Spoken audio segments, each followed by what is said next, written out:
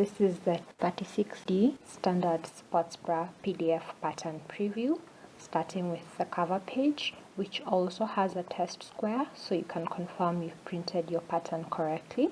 Let's move on to page 1, which has the center front cup patterns. We have two options here, one that will be cut for the zip and one fold option. This is so you can make a pull-on style sports bra or a zip front sports bra. On page 2 we have the decorative center front pieces, which are optional, one shoulder strap, another shoulder strap, as well as part of the adjustable Velcro strap option.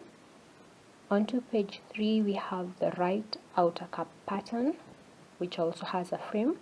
And then on page 4 we have the zipper tab, and then the rest of the adjustable Velcro back shoulder strap, since it fits on 2 pages. On page 5 we have the regular U-back band. I've also included a cutting checklist and a sewing steps PDF so that you have a guide when you're working on your sports bra. Check out the pattern, it's absolutely free.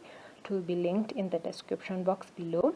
I'll also link the collection page in case 36D isn't your size. You can find your size in there so you can sew yourself a sports bra before this summer. Come back tomorrow for the next pattern drop. Thank you for watching, and I'll see you in the next one.